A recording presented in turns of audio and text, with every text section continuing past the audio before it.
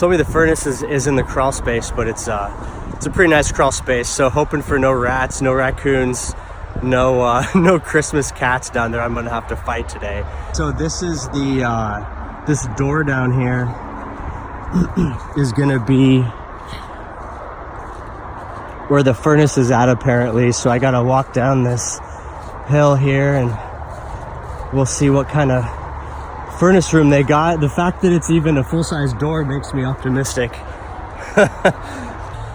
Hopefully it's not too bad inside. No king rats ready to attack me. All right. So it looks pretty good actually. They got a light. Got a light overhead. Actually like a nice light. Holy cow, look at this. Looks like I'm walking the plank today, boys. Woo. And this one goes to the left side of the duplex. So this will be the unit we're working on today. And let's see, this one doesn't have the tag on it, so I'm assuming they're both installed at the same time together. They look exactly the same. There's no sticker on it though, so not sure when the last time was that it's been maintained. So set down my tool bag. All right, let's see what's going on here. Let's peek in.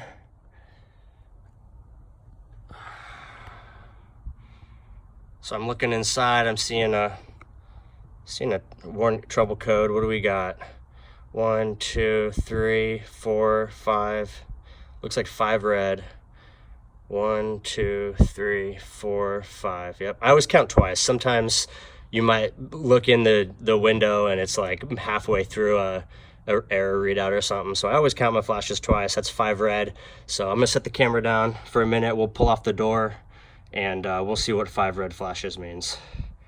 Then looking back at the trouble codes, we had 5 flashes. 5 flashes is WatchGuard, burner failed to light, exceeded maximum number of retries or recycles. So that sounds like flame sensor issue, possibly gas valve issue. Until we fire it up, we won't really know. But if I just take a look at it, I can see it's pretty dirty up here. It looks like it hasn't been maintained in a while. There's a bunch of combustion blower goodies sprinkled out on top of the burner box.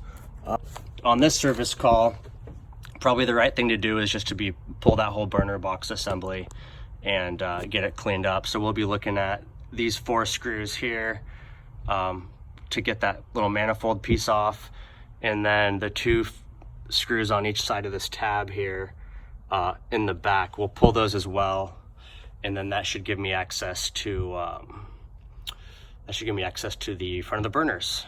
So we will give that a go. All right, so one thing I want to do real quick before I tear everything apart is I want to go ahead and just let this thing run and then observe and see what happens. So I'm just going to hold the door switch, see if it kicks up, and there it goes. Combustion blower.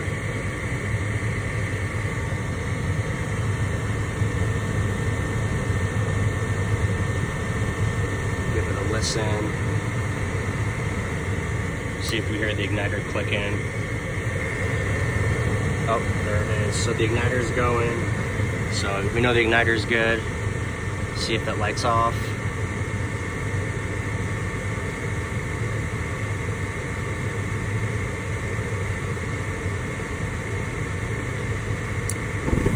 All right, furnace light's off, so we assume the gas valve's good.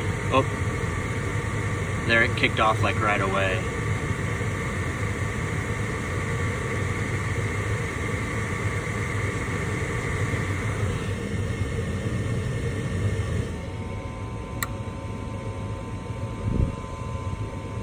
One, two, 3, and that gives me 3 red flashes. If I look at 3 red flashes on the list, that says burner failed to light or lost flame during heat. So it's consistent. It's gonna try again. Burner's light up, running, and then cut down almost immediately. Okay, so I'm gonna go ahead and kill it. Looks like a flame sensor burner issue, so we'll go ahead and pull off that collector box and see how it looks. All right, so I'm getting ready to pull this burner box apart. One thing I was gonna mention really quick is I'm using this this Malco 1/4" 5/16 nut driver for my impact gun. It's pretty sweet. They didn't have these up until just a few years ago when I started HVAC.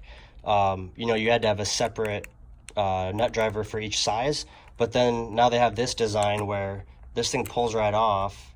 It's got a magnetic base on it, and then you can just switch it. And so you can have whatever size, or whichever of the 5/16 or the 1/4" size nut driver you need, all in one bit. So that's pretty handy. Now you can just have one bit and pretty much access any size nut within the furnace. So super handy tool. Definitely recommend picking one up. They're cheap. I think they're like, I don't know, like $7 or something on, I think I got it on eBay. So we'll go ahead and we'll pull this guy off. There's one. And we'll grab two.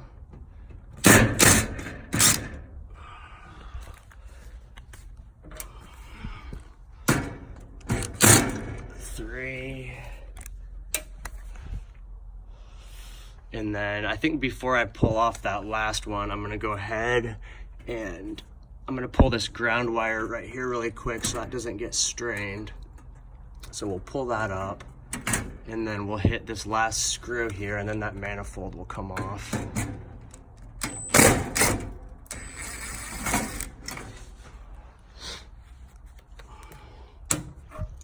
All right, so now the burner assembly, everything's clear, ready to go. So then the next thing I'm gonna do, I'll put the phone down, but I'm gonna use an extension, and I'm gonna pull off these 4 screws on the side. That'll let the whole box come down. And then, let's see, I will also unplug the hot surface igniter, and then that's it. I think I'll leave the rollout switches plugged in because I think I'll still be able to pull it out. What I want to do is just pull it, rotate it 180, and then be able to clean the face of it. So we'll see how that works. All right, so I got the burner box pulled out. Gas valve still there. I left all the rollout switches attached on the back. So here's what it looks like. It's not terrible. You know, it's got a little bit of buildup on it, but igniter looks good. It doesn't look, I mean, the passages between burners look pretty good. One thing I noticed was that this flame sensor's loose. It just kind of wobbles around in there. So I'm not sure the reason for that. I don't know if that could be affecting it. I don't think it really matters, but you never know. So I'm gonna go ahead and pull it out anyway, get it all cleaned up, get the burners cleaned up, and tighten this flame sensor back in place, and then we'll put it all back together and see how she goes. Got the burners cleaned off, everything put back into position. Got these 2 screws put back, these 2 back here put in. I tightened this up. Here's the flame sensor rod connection. It was super loose, like you could just spin this nut by hand. So I don't know what was going on there, but that guy's tight now. Everything's back together. This little ground is back on. I zip tied these wires up into place. I also pulled off the pressure tube. There's a little bit of buildup in here. I know it's not related to a flame sensor issue, but just, you know, I'd hate to have that thing plug up and then have to be back out for a service call in a week and then have the homeowners upset wondering why their furnace doesn't work again. So anyway, I pulled this guy off, just blew through the pressure tube, so that's all cleared out. Looked over the board again, everything looks good, wires are good. I was gonna go ahead and test it, pushing the pressure switch or pushing the door switch and then let it fire up. I realized the thermostat isn't calling for heat anymore, so probably when I killed power it reset the stat, which, you know, who knows what they have it set for. Might be a low temperature setting. So I went to jumper it and realized that I don't have my jumper wires. So I was looking around, I found some thermostat wire on the ground here, some old 2 conductor. So I just went ahead, here we go. So one thing I did, which is kind of just a little quick hack, is I took a piece of 2 conductor thermostat wire, twisted the ends together, and then I'm just going to use this as a makeshift jumper. So I'll just, you know, you can hit the door switch and then just go R to W, and then that'll jumper it on location. So kind of a cool little trick if you lose or forget your jumper wires, and you know, you don't want to pull the leads off the board or whatever. So thermostat wire, jumper hack.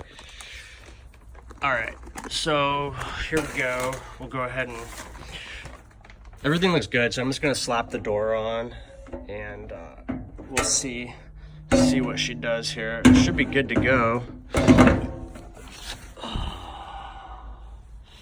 So we'll go ahead and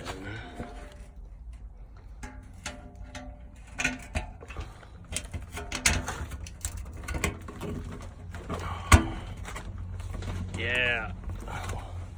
When you've been doing technical work for long enough, your fingers turn into nut drivers. So we'll just run those guys in by hand. There we go. There we go. And then that one.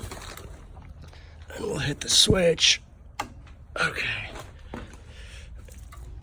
Now I'll go ahead and tighten them with that guy.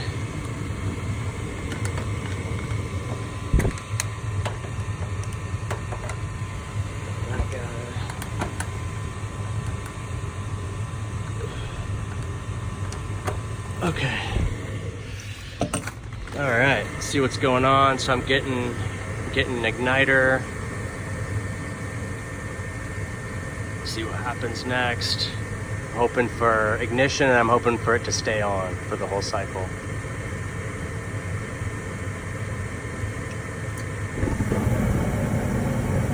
So there's on. Sounds good. I'm pretty sure that's already longer than it ran before. We'll see if it goes all the way to blower on. If it makes it to blower on, then we should be good.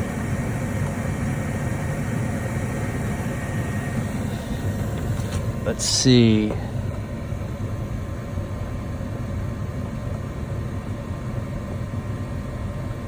So we just got a slow red, which is just normal operation with a call for heat. So looks good. Still waiting on the blower, and here we go. It's on. Blower on, gas on. That looks like it. So that looks like it. Christmas Eve, no heat call, turns out to be a dirty flame sensor. So just a reminder, have your equipment maintenance regularly. Otherwise, I mean, you don't have to. You can just call me out for a overtime diagnostic fee. I always enjoy collecting those, so it's up to you guys. But if you can, try to have your equipment maintenance regularly, and then you won't have to pay for service calls.